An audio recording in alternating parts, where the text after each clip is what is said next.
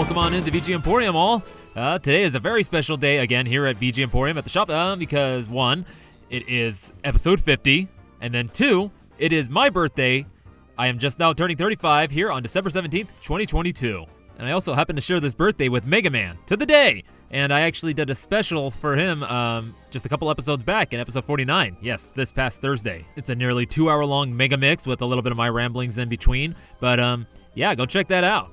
Though truth be told, and this is between just you and me, I'm actually recording this right after finishing that mega mix.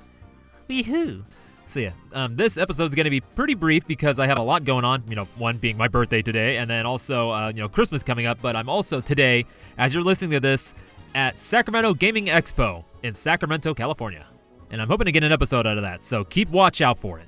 So how are we going to be celebrating my birthday with this episode? Well, I'm going to be sharing with you a few tracks that are related to games that I've played on my birthday or I had gotten for my birthday, and then some tracks that I've just been wanting to play for a while but haven't had the chance to play or couldn't figure out how to, theme them. So, to start, the track that we came in on was Happy Birthday Fusion Reharmonization by Tony Tai. And ever since I found this on YouTube back in 2012, I've been using it, sending it to friends on their birthdays or just, posting it on my Facebook on my birthday, or other places. So I've been listening to this for, the last 10 years. And this is all thanks to Tony Tai, who I actually got first introduced to in the compilation Equilibrium released by Ubictune, which is a collection of these beautiful NES Famicom tunes. So just a brief overview of Tony Tai. They've done a lot of original chiptune and a lot of original compositions, a lot of digital fusion type stuff. A quick look on YouTube, you'll find them. SoundCloud. They've done a lot of compilations and stuff. So they're kind of spread out, but yeah, I'll be posting what main link I could find for their music. So moving along, you can imagine that being my birthday, being a week away from Christmas. Sometimes it would be kind of mashed all together. So sometimes I'd get a small thing on my birthday, and then the big things would come in Christmas. So this first game I'm gonna feature is one of those things, and that would be Captain Skyhawk on the NES. And the track is gonna be Space Dock / Weapon Shop, composed by David Wise and Mark Betteridge.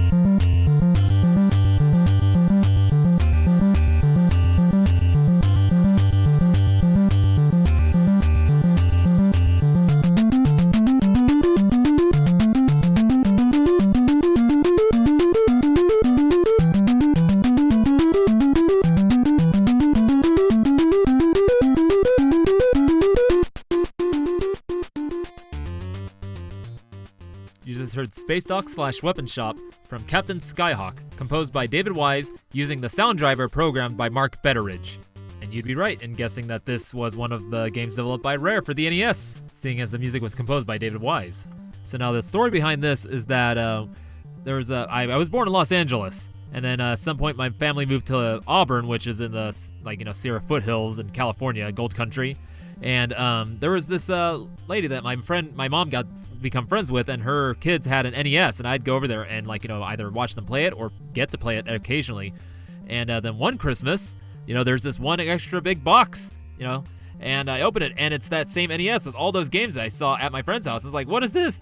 And yeah, I was told that they had gotten it. They had moved. They had gotten an SNES, and they remembered that I really liked this system and playing, come over and playing these games. So I was gifted all these games and an NES. So, and this game, along with another Rare game, Cobra Triangle, which is another one I played a lot, were inside this case of games. So yeah, this is one of those cases of it was a small birthday and then a big Christmas. So now Captain Skyhawk, I remember being a really cool looking game because it was like a flight simulator, but it also looked kind of 3D. It had isometric graphics with 3D terrain that you flew over, and it was a really kind of fun game. It was also got a little tough at points, and I remember between the segments of flying and fighting, there'd be segments where you have to dock into this thin slit. I'm guessing it was the space station, and you'd have to kind of angle yourself just right to be able to fit right into the docking area. But yeah, very good memory. And speaking of good memories, we're going to get into our next track here. And it's going to be Blackheart Stage from Marvel Superheroes, the Capcom fighting game, composed by Takayuki Iwai, Yuki Iwai, and Tatsuro Suzuki.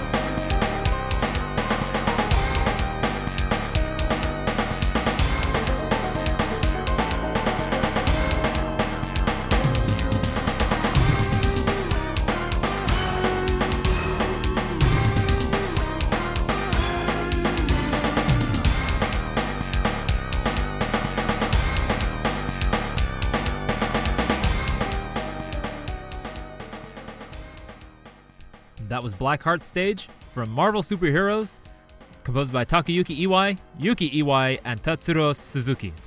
So now this game, though not particularly a game I would have gotten for my birthday, it is linked to one of my most memorable birthdays, and that would be the time my family decided to book a party, at Discovery Zone, which was a place here in California. I don't know if it was statewide or not, but it was basically Chuck E. Cheese, but without all the creepy animatronics and stuff and the dark interior. It was bright and yellow. It was 90s as hell.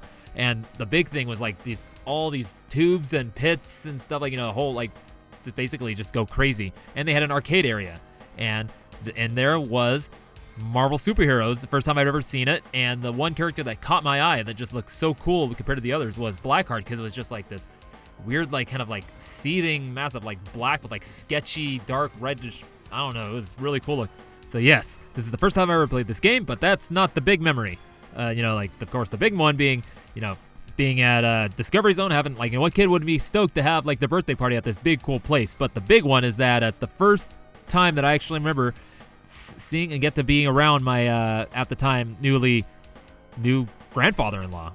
Because unfortunately, I never got to meet my grandfather on either my mom's or father's side, because when my dad's side, he passed away when I was just a little child, and then my mom's side, I don't know quite the story on that one. But so this man that my grandmother had recently married, Wendell Prater, was basically the closest thing I'd ever had to a grandfather, and yeah, he cared for us. Like, he actually, took us kids in at, as his own, and yeah, this man was a very meat and potatoes kind of guy, farm boy, but he was very loving, and he actually had, many grandchildren before, marrying my grandmother, and like I said, he took me and my sisters in we were his own. And he brought happiness to my grandmother's life, which was the big thing, the most important thing there.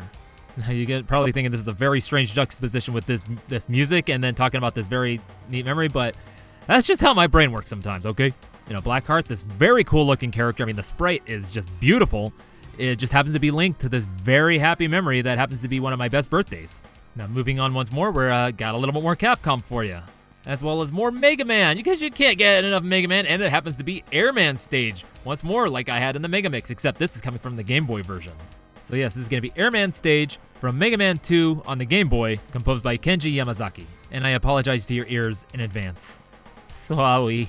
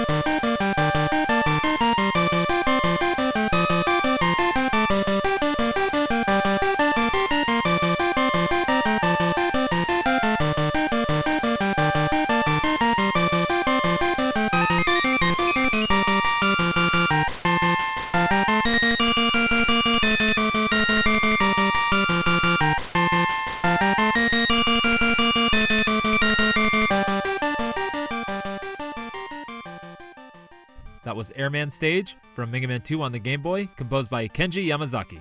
Now this is a wacky weirdo of a game. So far as what as I know is that the game before this and the subsequent Mega Man games were developed directly by Capcom, whereas this one was the only one developed by an outside company for Capcom, which would explain why the game is so vastly different from the others, as well as the music being a little off. Because this song, it doesn't quite sound like Airman, but it does. You can kind of hear a little bit in there, but it's just really weird, and all the music in this game is just weird, but this is the one that's the most off way I could put it in. That's why I chose it, because it's the one that's most memorable, because it's just so bizarre. So now the memory linked to when I got this game is not as good as the previous memory, but thankfully, it could have been a lot worse, but it wasn't. It was actually, really good for the situation. So this is 1998. I was turning 11. I was in foster care, unfortunately, but still, I was still in the area to be able to see my parents and all. So this is the birthday's taking place at this place called Prospector Hill, which was a really cool arcade slash, mostly a mini golf place, but had a little arcade in Auburn. And so for my birthday present, I got my first Game Boy, a Game Boy Pocket, silver, that really nice metallic silver one, and the game I got with it was Mega Man 2. So the lady that was taking care of me at the time knew that I really liked video games, and so yeah, she got me this, and video games on the go. I mean, what could go wrong? How can you not like that? And let me tell you what, that thing has gotten a lot of mileage, and actually, I think my mom still uses it to this day, along with my Game Boy Advance SP. So this thing has been going for 24 years now. That's insane. So yeah, don't get me wrong. This is a pretty good birthday memory. Of course, getting the Game Boy Pocket, so having games on the go, having it at Prospector Hill, which is a place I was familiar with from before I went to foster care. And speaking of Prospector Hill, there is an episode about this place coming up in the future. I was hoping to get more information on it, but it's proving to be harder than I was expecting. So I might just go off memory instead of trying to go on the history of the place and everything. So look forward to that. And that, unfortunately, is all the birthday memories I have for you, because from here on, memories of my birthday are a little fuzzy for some reason. Like, I don't remember like getting too many games or not. Like, I wasn't too big into it. It's just kind of eh. So from here on, I'm gonna be playing you tracks that I've been meaning to play for you, just haven't had the right episode to do it with. It's only gonna be a couple because otherwise I'd be, this would be a lot longer, and unfortunately I am really crunched for time. So for now, I'm gonna start you off with one of my favorite original chiptunes I've heard in recent years. It's been stuck in my head ever since I first heard it, and I hope it gets stuck in yours. It's called Crossroads, OPN version, by Movies 1.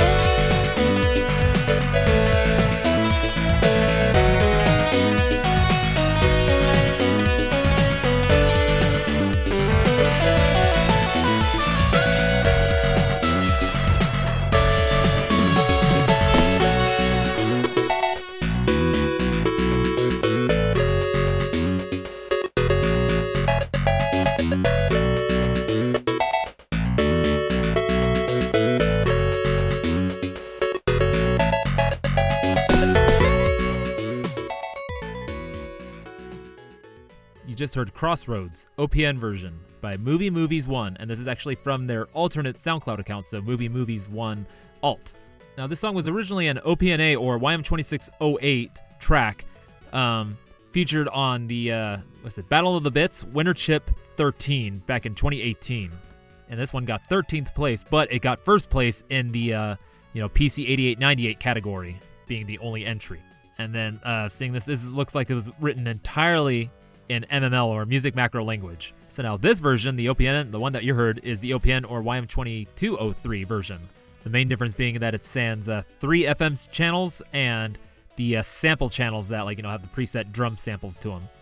And I can't quite put my finger on it, but I like this version a lot more. I just don't know why. It's just that fact that it's just 3 FM and 3 SSG channels. So getting this really thick and heavy sound just out of 3 channels and just 3 FM channels at that. And I don't know, this track alone kind of gave me a new appreciation for the YM2203 and kind of made me reevaluate starting to listen to those versions of soundtracks from VGM rips. And actually find when I'm using the YM2610 or the Neo Geo module in a Deflamask, I kind of like to do the limitations of the YM2203, so the 3 channels of FM and SSG. It's actually kind of liberating. But yes, about Movie Movies 1. As far as I can tell, has been active since 2013, at least on Battle of the Bits, and they are heavily chiptune focused. And these entries are of various chiptune formats. And I want to say I discovered them back in 2017 on SoundCloud, doing a lot of covers. They're really good, as well as originals, which are really good, as you can tell by this. So yeah, I'll be having their SoundCloud link in the show notes, because that's where a lot of the recent stuff is being shared right now. And that brings us to our last song. And it's not very video gamey, but you can tell it's kind of video game influence, possibly. This is Young Executive Forum by Ventla from their album Last Fan-Subbed Words.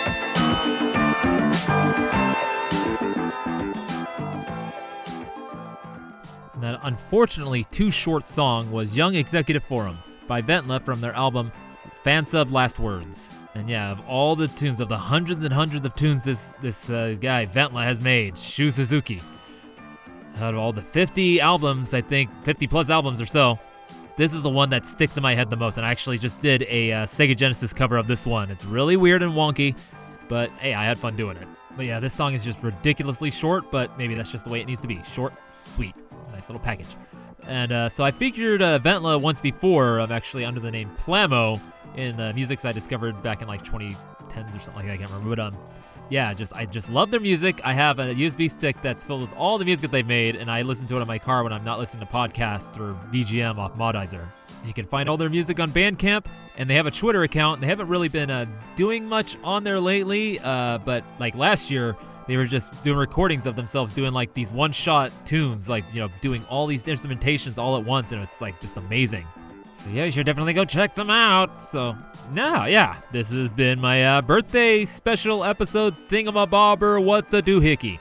Yeah, you got some games that I got from a birthday and a couple tracks that I've been wanting to play. And there you go. That's all I really need to do, I think. Yeah. So now a little announcement here is that I'm still debating whether or not I'm going to be doing a couple more episodes for the last 2 weeks of this month, or just kind of let them go because I'm going to be busy as hell.